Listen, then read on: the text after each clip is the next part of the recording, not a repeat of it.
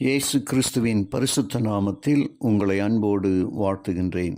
இன்றைய வார்த்தை கிறிஸ்துவால் இழுத்து கொள்ளப்படல் என்ற தலைப்பின் கீழாக, நான் பூமியிலிருந்து உயர்த்தப்பட்டிருக்கும் பொழுது எல்லாரையும் என்னிடத்தில் இழுத்து கொள்ளுவேன். யோவான் 12:32. அரேபியாவில் ஒரு விசித்திரமான கதை உண்டு. அது காந்த தீவுகளை பற்றினது. இந்த காந்த தீவுகளுக்கு அருகில் வந்த எல்லா கப்பல்களும் உடைந்து நொறுங்கின. ஆனால் இவை எந்த கல்லிலோ மலையிலோ மோதி உடையவில்லை. அதுபோலவே இவை எந்த விதமான வெடிகளாலும் வெடித்து சிதறவில்லை. ஆனால் இந்த காந்த தீவுகளின் காந்த சக்தி கப்பல்கள் நெருங்கி வரும்பொழுது அவைகளில் காணப்பட்ட ஆணிகள், ஸ்க்ரூக்கள், போல்டுகள் இவற்றை இழுத்து கொண்டன. அந்நாட்களில் பாய்மர கப்பல்களில் காணப்பட்ட இவை யாவும் இழுத்து கொள்ளப்பட்ட உடனேயே கப்பல்கள் நொறுங்கி வெறும் பலகைகள் மட்டுமே மிதந்தன. மனிதனுடைய வாழ்க்கையையும் கப்பல்களுக்கு ஒப்பிடலாம். சில வேளைகளில் வாழ்க்கை என்னும் கடலில் மனிதன் பெருமிதத்தோடு மிதந்து வருகிறான்.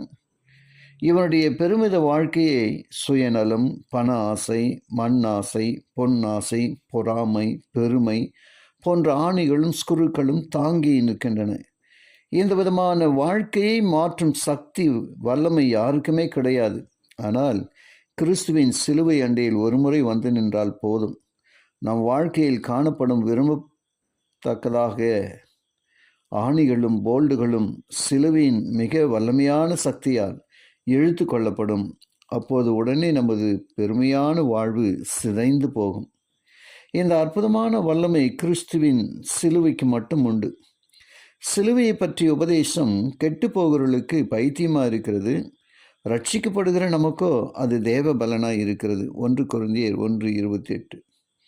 உலகத்தை படைத்த தேவகுமாரன் நம்முடைய பாவங்களுக்காக சிலுவையில் தொங்கி ஜீவன் விட்டார் என்ற உண்மையே அறிந்த எத்தனையோ லட்சம் மனிதர்களுடைய வாழ்க்கையில் காணப்பட்ட பாவங்கள் என்னும் ஆணிகள் அந்த சிலுவையின் வல்லமையால் இழுத்து வெளியே கொண்டு வரப்பட்ட அனுபவங்கள் கிறிஸ்துவ சரித்திரம் பூராவும் நடந்திருக்கிறது.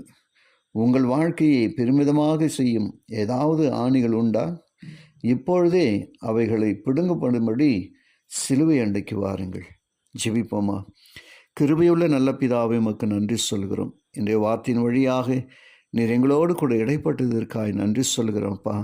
கேட்ட ஒவ்வொருவரையும் ஆசீர்வதிங்க, ஒவ்வொரு குடும்பத்தையும் ஆசீர்வதிங்க. இயேசுவின் வழியாக ஜெபிக்கிறேன் நல்ல பிதாவே, ஆமென்.